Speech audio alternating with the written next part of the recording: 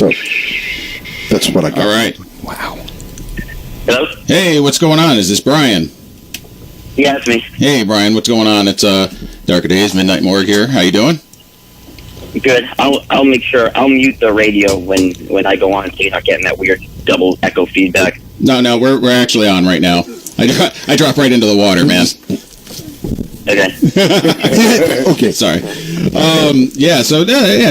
what you got to do, my friend. So you when was it you decided you were going to start writing? Is that what you do for a living? Yeah, I do now. So I've been a cop for 15 years. A cop. Believe it or not. And I when I was a little kid, I basically said the three things I want to do in life are either be a cop. I want to be a cop, the singer of a rock band, and an author. And when I was a little kid, that was like the only thing that drove me were those three things. Wow. Right I started writing in 7th grade, and I never stopped. I just wrote, and I entered some competitions in high school. One of my short stories, kind of when I was in high school, it wasn't really an award that I won, but I was kind of like, I was given kind of like a nod, and I just kept writing, and I got my degree. I got a certificate in college for it, and when I met my wife, she was like, well, if you can make this much money a year in writing, then you don't have to work anymore. But until then, you still need to get up and go to work every day. Dude, first of all, it's pretty badass that you have a woman that would say that to you. So congrats to you on that, man. Yeah, thanks. She was very. She's absolutely my number one most supportive person. I don't think I could be where I am today, like, without her support, because we have 4 kids. Yeah. And when I'm like, okay, I need to go write, she'll make sure that the kids don't bother me. She treats it like a job, as opposed to like, oh, there goes my husband and his stupid dreams of being an author, right. Like wasting time. He should be out mowing the grass, or he should be out doing this. Which probably happens a majority of the time. Yeah. I think so many people, and this is something that I like to talk about to other authors who their spouses don't support them. I think a lot of spouses give up because they don't feel the support like in the house. Yeah. Yeah. And so I got the support, and I'm sorry, I get in my asthma. I took my inhaler hoping it would get me through, but yeah, right on, man. Yeah, if you feel like you need to, whatever, you can at any time just be like, yeah, I got to go, man. I can't breathe. I'm good if I kind of take a couple seconds pause. I'm trying to catch my breath. Yeah, absolutely, man. Do you? All right. Yeah. So go ahead. All right. No. Yeah. So when did you start writing about? Was it a certain genre, or what genre, I guess, would you classify your start as? When I started, I was really, really big into horror. Mm-hmm. I'm a child of the 80s, so the Nightmare on Elm Streets and the and Stephen King. Yeah. And Stephen King's my favorite author, and I can't imagine there are people who don't think he's the best. Right. So if you're in the horror genre, right? So when I started writing in 7th grade, I kind of envisioned myself writing the same type of stuff, like the Halloweens and that stuff. So a lot of my earlier work, like in 7th grade, it's not really earlier work. Yeah. I don't. It was all that very like slasher, lots of blood, lots of demons and maniacs and stuff like that. Yeah. And then what happened was I had only written short stories. Well, I started quote unquote working on my first novel when I was in high school. But I didn't really. The turning point for me in my career was one of my best friends was the singer of a band called God Lives Underwater. Okay. Yeah. And he died. Right. And me and the family got together, and it was kind of like you should be the one who writes like the story of the band and of him being he was a drug addict, and he was, he suffered from depression, he suffered from a multitude of things. Right. And they all got together and said, you should be the one to write this? Well, no, I came to them and said, I think I should be the one who writes this. Oh, right on. And the reason being was because a few times when David was going through his withdrawals and he was in his dope sick stages, I would make him come live with me, and I'd put him on my bedroom floor. Right on. I would kind of like monitor him. It was almost like, I don't know if you've ever seen like Basketball Diaries. Kind of. Yeah, I think I saw that a while ago. Yeah, so it's kind of like that. Like he needed somebody who didn't do drugs, whose house was a safe place where he wasn't going to be doing drugs. Yeah. And and here's somebody who in the mid to late '90s had a band that was on every radio station, on MTV. They toured with Korn, they toured with Filter. I mean, he was, in all intents and purposes, a rock star. Yeah. And now I've got the dude, and here I am forcing the guy to sleep on my floor so I can watch him. So, and I was the only person that ever did that. Like, I'm the only person who ever did that. Of all of his friends, of all of his people. And so his sister and I talked, and she said, you approached his addictiveness in such a different manner than everybody else did. Because people either tried to like push him into rehab and then close the door and let the counselors deal with him, or they were on the streets getting high with him. I was the only one who kind of led the charge to help get him clean, and he died. And when he did die, I had so many conflicting emotions that I didn't know what to do with that grief. I didn't know where to plug it in. Yeah. I didn't know where to put it. It was actually almost like a physical ball in my hands, and I was afraid to drop it, and I was afraid to give it to somebody else. And like for 3 months, I became somewhat self-destructive. For 3 months, I became like an alcoholic. I became just everything. I was so distraught over David's death after the 11 years, because we were friends for 11 years. Everything that I had done, I didn't know if I had failed. I didn't know if I had succeeded. I didn't know if him dying betrayed me. I didn't know. You know what I mean? I was just there were so many different dichotomies of how I felt. And somebody said, well, why don't you write a book about, not necessarily God Lives Underwater, or not necessarily like David Riley as a musician. Why don't you write a book that's written in a way where if nobody knows who you are and nobody knows who he is, it still reads like you would be able to pick up this book and like get something out of it, because fundamentally it's just about a fan who is obsessed about a band, wound up meeting the singer one night circumstantially, turning into an acquaintance at best, and then winding up taking care of this person. And that's my story with David and God Lives Underwater. So that was my first novel. No. And that was in 2007. That came out in 2007. And that was when I kind of said, I think this author thing or this writing thing, I think I'm good. I think there's something here. Like, the book sold, it still sells. I still sell.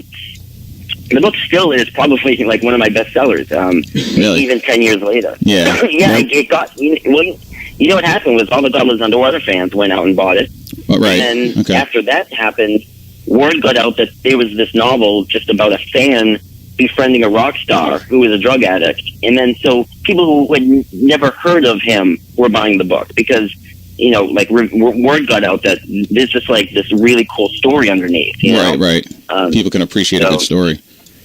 Yeah, and then from there, and that was 10 years ago, and here I am now, 10 years, or 11 years now, 11 years later, and Moonlight City Drive is my fourth published novel, right. And last year, 2007, I closed the books, surpassing my wife's initial, you need to make this much income to quit your job by $2,000. Fucking A, man. Nice, that's awesome. So when So when you asked me about that, I've given my notice at work, and my last day of work is next month, and I'm pretty much just going to be a full-time author now, hopefully for the rest of my life. Right on, man. Well, congratulations. Awesome, Good man. luck Good with for that. you. Yeah. That's fucking great story. Thank you. Now, do you have a publisher that publishes your work, or are you like doing it on your own, or? So it's considered right now. It's so Scout Media is a publishing company that has published all of my work. But so to kind of clarify, Scout Media was started in 2013 by myself and my wife. Right on. Because we were seeing this like self-publishing wave coming through with authors, and we were seeing how many authors were doing it wrong. And then like 6 months after they self-published a book on Amazon, I'd see them complaining online, like, hey, I published my book 6 months ago, and and 3 people have bought it, and 2 of them are family members. Like, what am I doing wrong? And so my wife and I, because I had so much success with my first with the novel about David, and then my second novel, which came out in 2010, in 2013, we were like, well, let's look into actually starting and legitimize a publishing company. Let's become a publishing company. And we did a massive amount of research. We spent, I don't want to divulge, but we spent a lot of money. Right, yeah. And to do it right. So and I have contracts with all different vendors and distributors and stuff like that. So when people ask me if I'm on a publishing company, and I answer them and I say I'm on Scout Media, sometimes I leave out the fact that it's a company owned by me, because I don't want to get that eye roll where someone's like, "Oh, sure, oh, you're yeah, your own company. Of course you are." Good thinking. But we are legitimized. We're as an actual company. It just so happens that I'm also the owner. Right. I don't know if you remember, like the band Exit 13. Mm-hmm.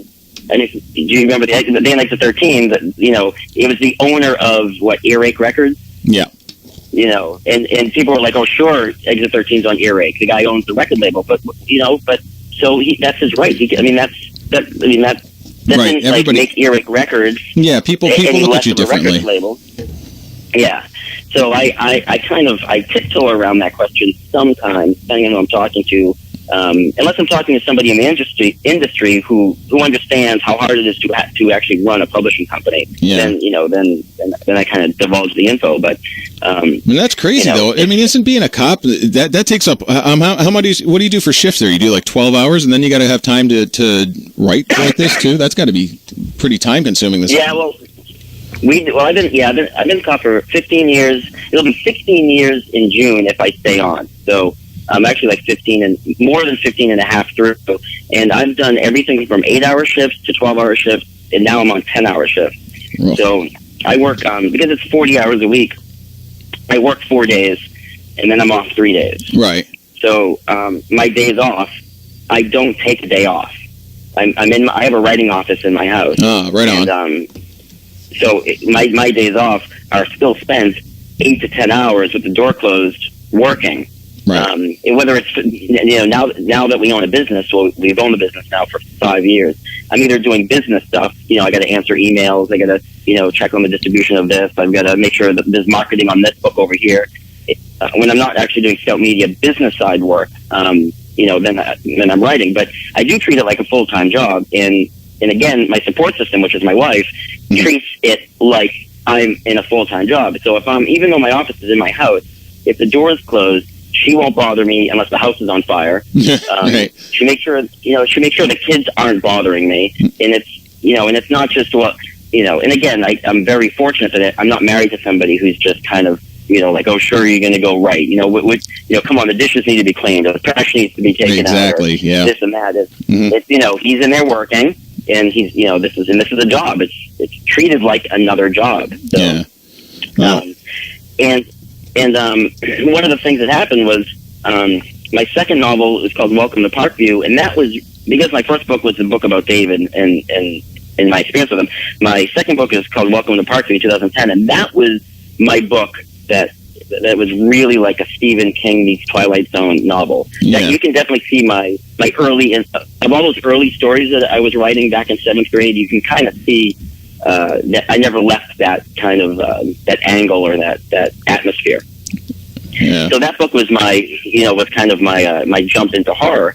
But what happened was, so there's, I don't know if how much of this you are aware, and even if you are, I think that people listening to the show might not be aware, but there is a movement right now in literature that's called rock fiction. Okay. And rock fiction, Well, I dig that. That's a good idea. Yeah, well, rock fiction is amazing. It's I've kind of I've kind of taken the torch and run with this whole rock fiction movement over the last 4 years.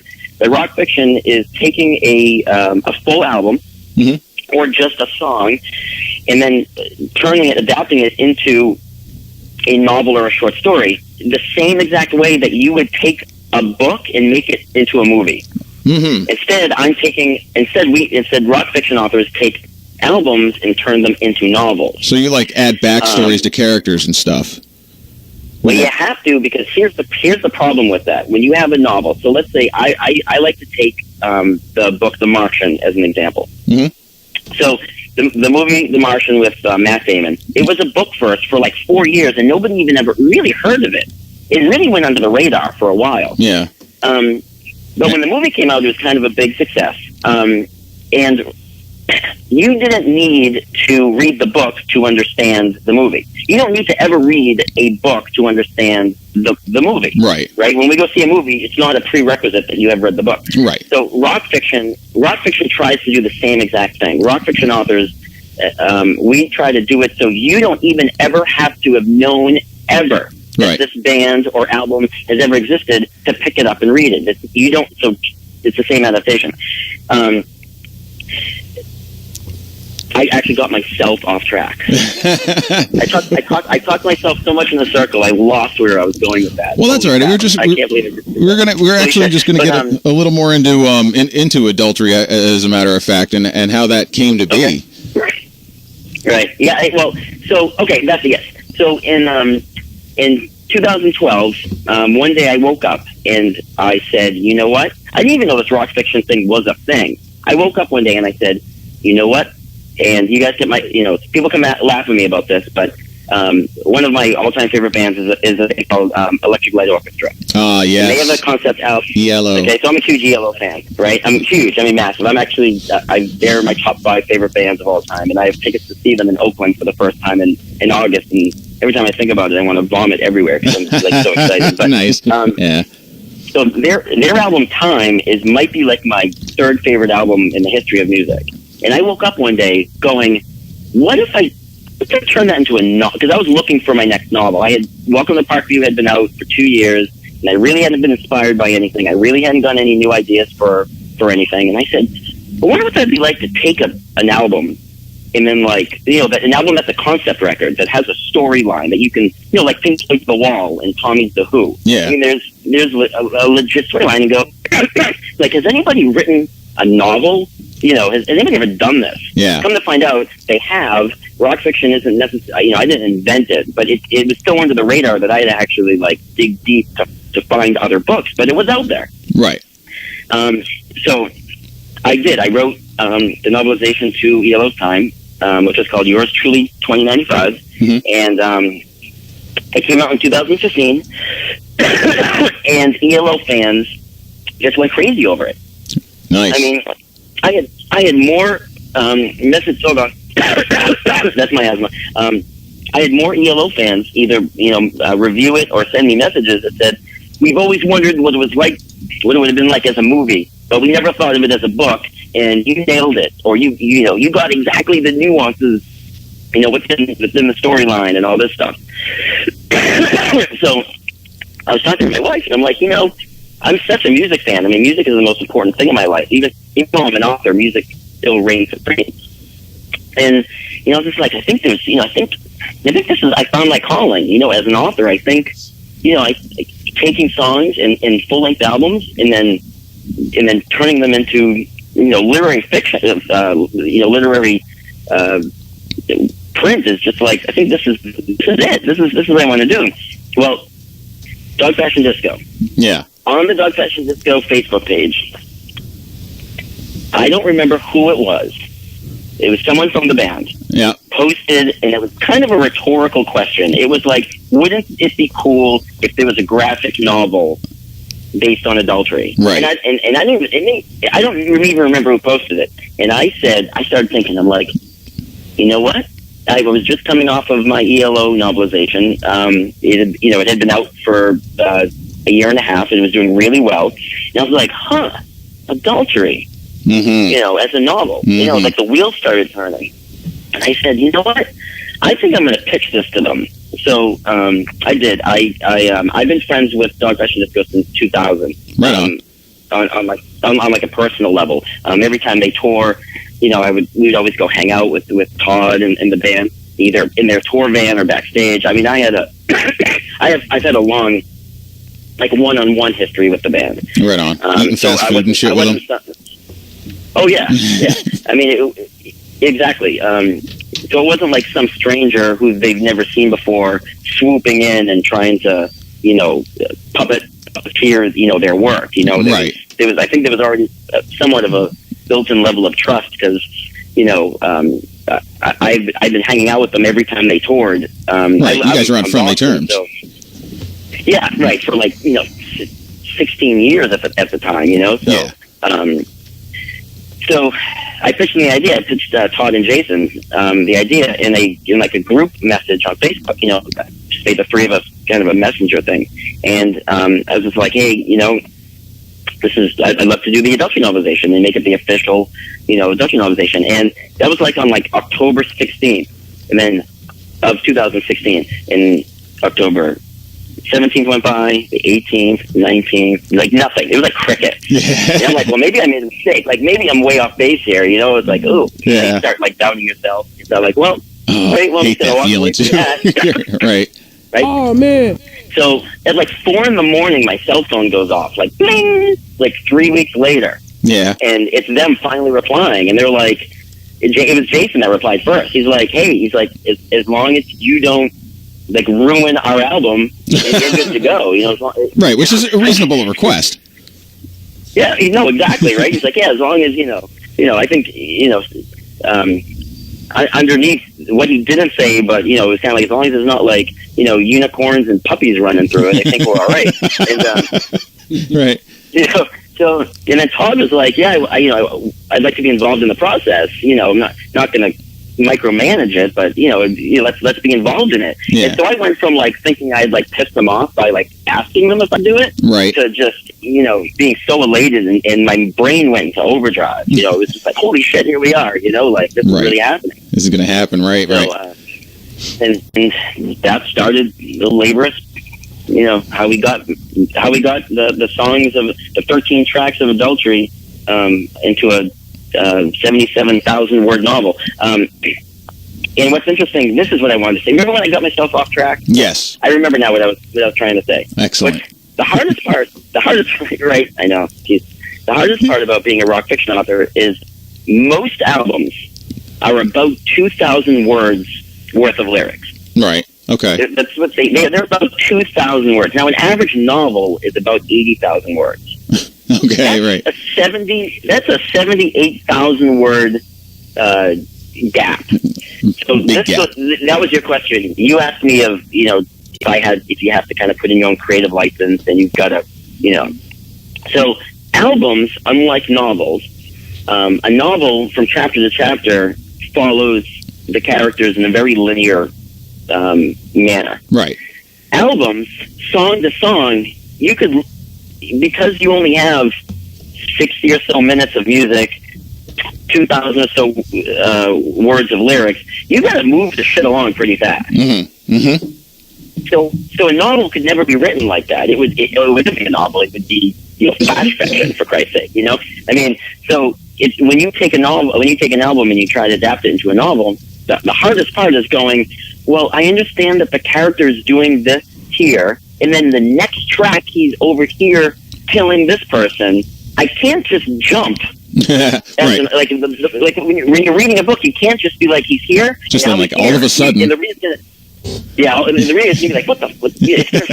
So that's the hardest part. In music, it works perfectly because every song is like a vignette. or it's like a snapshot in time, and the listener just you just go with the storyline, you go with the flow. I mean, even in The Wall, he jumps from being born to the end of the Wall album, which is 70 minutes later, and he's gone through a whole lifetime. Right, but that would be one of the cool things about doing that, because it's almost like painting your own canvas. Because when I listen to music and listen to the lyrics and stuff, in my own head, I kind of make up how it means to me. So that's kind of cool that you're taking it and like putting what's in your mind out onto the paper. Yeah, and that was, but that's where it gets tricky, because now you're thinking to yourself, I'm fucking with like another artist's vision when I do that. Right, that's got to be when I have to fill in those gaps. We all know, like in the Desert Grave song, he's fucking digging a grave in the desert to bury somebody. We know that. And in Private Eye, we know that the detective is sitting in his car, watching the killer, or with a unknown female going into the Desert Palms Hotel where he does all the killing. We know that, but as an author, I had to look at all of that abstract and blank space in between the songs, right, and go, well, what happened in between track 3 and 4? Right, when that song ends, what happens? Right. So that's the interesting part of rock fiction is, sometimes, and every once in a while, I get the joker, or I get the guy or the lady who wants to kind of tell me that rock fiction isn't real and it's more fan fiction, and I'm not really creating my own worlds, and it's a hack, and people who write rock fiction are hacks because but I'm like, lady, do you understand how hard it is to take 2,000 words and turn it into 80,000 words? Yeah, how do you do that math? A lot of freaking stuff. I have to come up with a lot of stuff out of my head that wasn't there. Right. So so that was interesting, and Todd and Jason both were very very hands-on involved in the whole process. When I finished the first draft, I sent it to both of them. When I finished the second draft, I sent it to both of them. I drove up to Baltimore when Dog Fashion Disco played up in Baltimore, right? And me and Jason kind of had an impromptu little back and forth about it.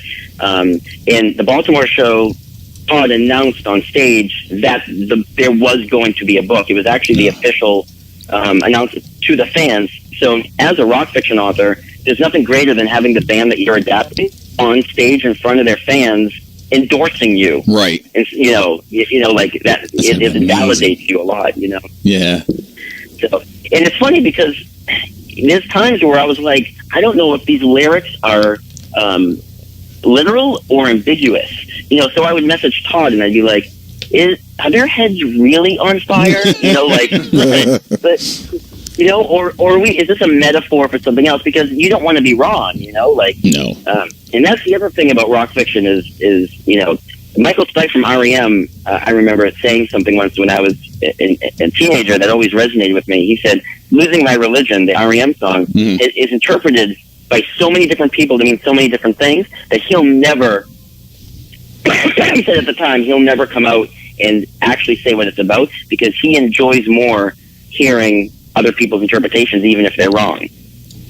Yeah. So, as a rock fiction author, I got to be careful, because you don't want to be wrong. You're actually dealing, you're dealing with this band's baby, Right. So to have the band so close next to me throughout the process, Yeah, was cool, That's definitely something, So, man. Well, yep. What's going to be next for you then? Once you hit this, once you get done with the old Copperoonie? Well, it's going to free up a lot more time for writing, that's for sure. Which is good, because I got a bunch of things on the horizon. Number one, coming out this year is my wife is she's an officer in the Navy.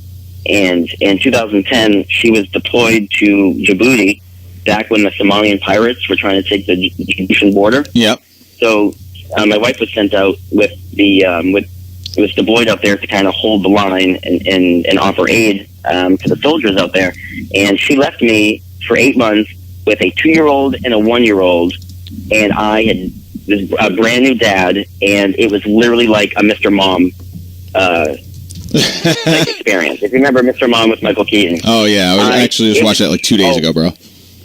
right? So it was such a learn on the fly for me. Yeah. That and it was 8 months. It was 8 months, and I had no support system. I didn't have like our parents or grandparents or aunts and uncles to help. I literally was working full time as a police officer. Mm-hmm. I was in the middle of writing my second novel, Welcome to Parkview, and I was trying to figure out how the hell to keep a household together with a 2-year-old and a 1-year-old. Jesus, man. So I'm kind of writing it in a Mr. Mom, very comedic, I mean, there was a morning when I walked into my daughter Annalise's room, and she was 2, and there was, I swear to God, there was handprints of poop all over the wall. Oh, man. And she's going, uh-oh, and I'm like, yeah, no shit, uh-oh.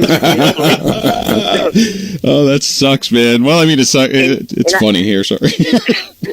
No, and I don't get to turn around and go, sweetie, can you help me clean up all the poop handprints? I mean, I'm by myself. Like, that's it. My wife is gone. She's on the other side of the world, they're quote unquote, defending our country. Yeah. So this is how it's happening. I realized how this is how it's going down, one way or another. So so that's my next book. That's what I'm working on now. So it's gonna be more of like almost like a email / journalistic comedic take on those 8 months that I was kind of left all by myself. Yeah. Jesus. But so after that, the other big rock fiction project that I have is I am adapting Pink Floyd's The Final Cut into a novel. Right on.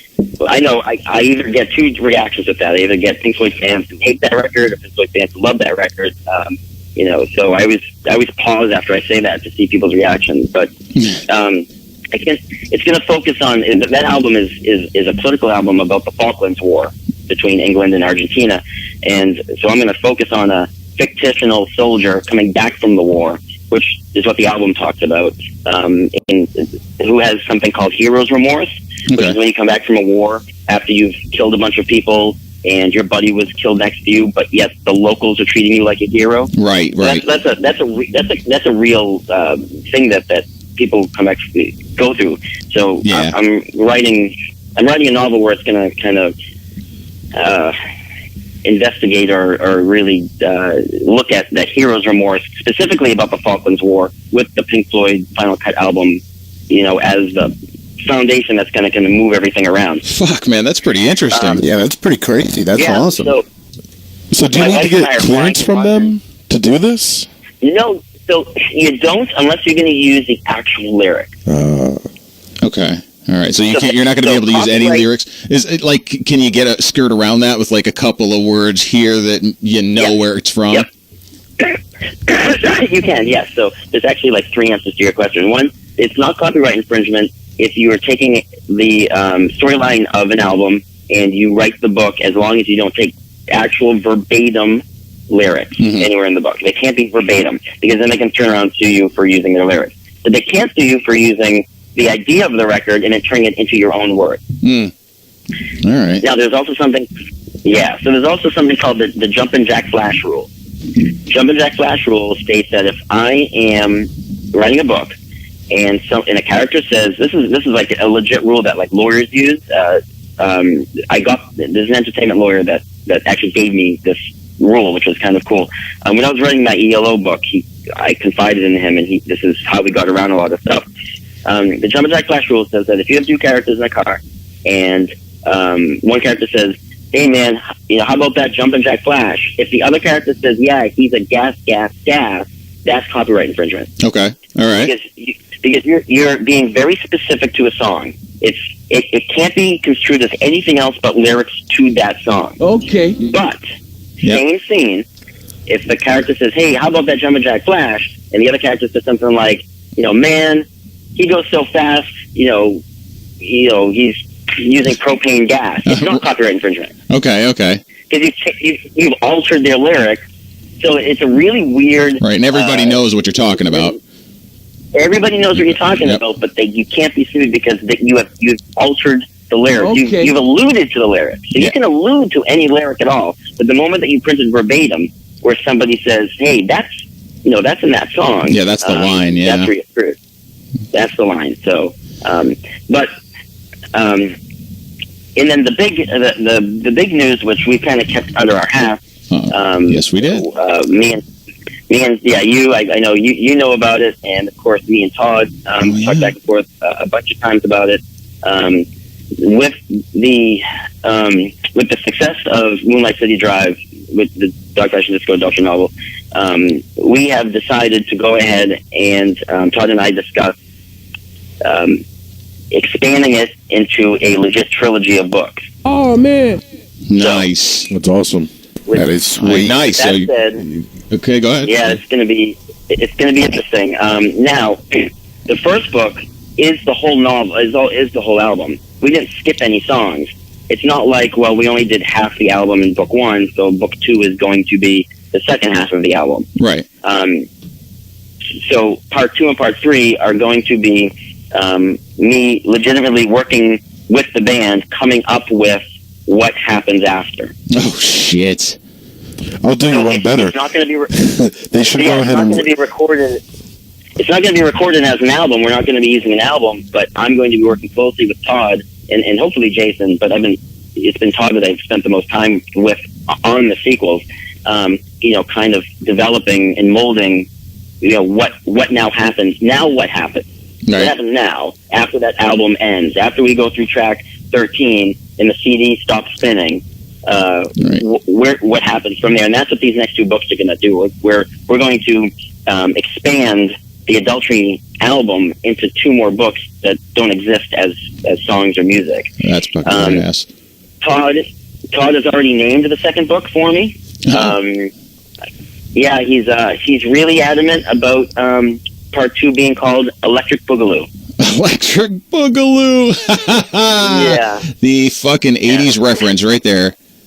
That's exactly what he's going for. He was in a private message to me, and then in Cleveland in their two shows that also was the book release party. Right.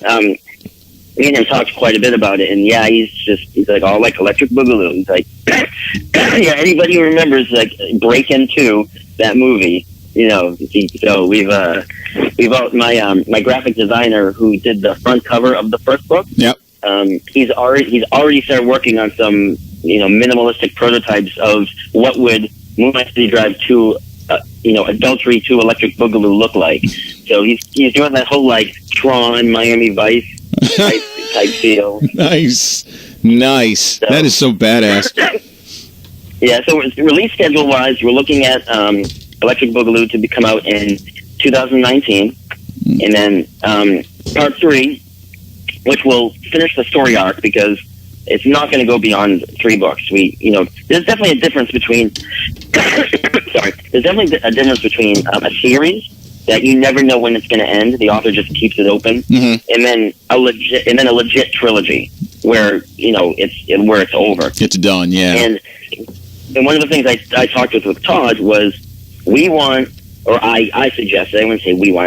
I don't want to put words in his mouth, but right. I suggested, and he was on board with it, that part 3 is released on the same day as Adultery's 15th anniversary. Oh, nice. As an album. Nice. So we finish the story cycle of the 3 novels on the 15th anniversary of the album's release. That is fucking. So that will be that's what we have in our back pocket right now. That is a sick ass plan. I am so excited to know that. It would be great if they went ahead and wrote some music to that after those 2 books came out. Yeah, right. Go ahead, do some follow-up music. Yeah.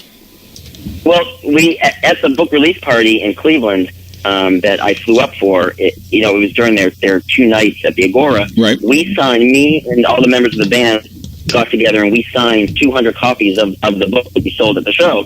And while we were sitting there signing, me and Jason and John, the drummer, they started like spitballing as a band, and it came up as like, hey, why don't we do like like they again, I do not want to talk to the band. I'm not a spokesperson for the band. Right. So the last thing I want to do is say anything that might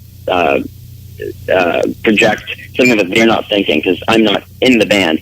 However, what was said and was heard by a couple people was, wouldn't it be cool if they did a couple songs off Adultery acoustic, you know, like as like an acoustic set, and then packaged it with the books. That's a good idea. Now again, yeah. that was all. Again, that was all spitballing. That's something that was just out there, joking around. It was just something that came out of one of the band members' mouths, right, and wasn't shot down immediately. And you know, which I thought was kind of a cool take. You know, to have them kind of, you know, yeah. And I'm sure it'll develop and evolve and whatnot. Yeah. And then John goes, well, you know how Desert Grave is already kind of an acoustic song? He goes, that song we'll just do as like a death metal song. So it's like the one death metal song. That would be perfect. Of any of the songs. Yeah. So I thought that would definitely that would be funny. That'd be very them. Right? That would be very them, yeah. So, but they've been great to work with. You know, not only being friends with them for so many years, but then when we kind of got into like a business venture with the book, I cannot say nicer things about how I was treated, how I was allowed to, you know, kind of flex my creative muscles. Yeah. And how we all worked so well together. I mean, it was absolutely fantastic. Yeah. And that might be why there is going to be 2 more books, because I think it was such like an enjoyable process, you know? Yeah. Why not do it again if it makes sense and it was fun to do? Fuck it, right? Mm-hmm. Right on, man. Well, all right. You know what? I'm going to let you go get some rest because you sound like you're having the cold of the century over there, and I feel bad for you. Yeah, it's my asthma, man, it's just kicking my butt. Yeah. Well, we'll let you get some rest and shit, whatnot. But yeah, BrianPaone.com, I believe, is the website. Yes, that's it. Yep. And you can go there and check it out. What other outlets is your stuff available on? It's available on Amazon worldwide, so no matter what country you live in. And then Barnes & Nobles, Books A Million, and Target. Nice. Awesome. Nice. Excellent. Yeah. Well, we all look forward to the new stuff that you come out with. And I appreciate you having me. Hey, I appreciate you being on. So yeah, thank you very much, man. Yeah, thank you for sharing. To walk out of this, I think we'll do. You know what? I'm going to do this because I love this song. I'm going to do the Hitchhiker. That's off of the Adultery album. Mm-hmm. Yeah, that was probably. I've been asked a few times what my favorite song was, and that I would say the Hitchhiker was my favorite song to write in the book. Yeah, nice. Just that whole scene was fantastic to write. Yeah, fun times, man. Oh, I wish I had some kind of talent like that. All I can do is sit here and talk to people. And you know what's funny is I can't even talk to people in real life. Like this is you wouldn't believe that I couldn't talk to people. Well, maybe if you could set up a microphone in front of somebody, like if you had to go like somewhere stressful, like just put a windscreen in front of your friend's face. Yeah, exactly. Just carry around a pop screen. Okay. Anyway, Brian, thanks for being here, man. And we'll look forward to more stuff from you. Maybe we'll talk again. I appreciate you having me. Have a good night, guys. All right, you too. Thanks, man. Thank you. What a good dude, man. That was some fun times. That was a great story. You told about the band. The band and the fucking way the story happened and all that stuff. Good stuff. I'll be honest, I've actually never even heard of Rock Fiction. Yeah. I'm actually really glad that he brought it to my attention because that sounds really actually badass. That is fucking fun shit. You know, King Diamond came to mind right away. Yeah, I was thinking about that King Diamond just writes all his own shit anyway. but then again, think about it. It's like another album. Here's some more backstory. Abigail, for instance, however long that album is, that's how long the story is. But what happens in between the arrival and Family Ghost? You know, and after the Family Ghost, where does it go from there? The in between stuff is sounds like fun. Fuck, I meant to ask him too. Oh shit! He had mentioned at one point about the Digital Underground. I don't know if you guys know who they are. It's the old '80s band. You'll know who they are because all of a sudden, that's Digital Underground right there. This album that this is off actually is a concept album called Sex Packets. And oh god, yeah. I look funny. But yo, is this the Humpty? It is the Humpty, yo. Oh man, the Humpty Hump. I know the Humpty Hump. Oh man, all right, enough of the Humpty. But that's good shit. But I had asked him about that, and I think he had said that he was thinking about doing that as well as a novel. I'm like, yes, I want to read that. That would be funny. Anyway, I'm sorry, I got way off track there. That was fun. That was a fun interview. Thanks, Brian. That was a good one. And then we're gonna lead it out with Dog Fashion Disco. This is off the album Adultery. Pick it up. Get the book. Moonlight City Drive is the name of the book. You can get it now, brianpaone.com. You can go to Amazon and check it out. This is The Hitchhiker. Warning. The Midnight Morgue contains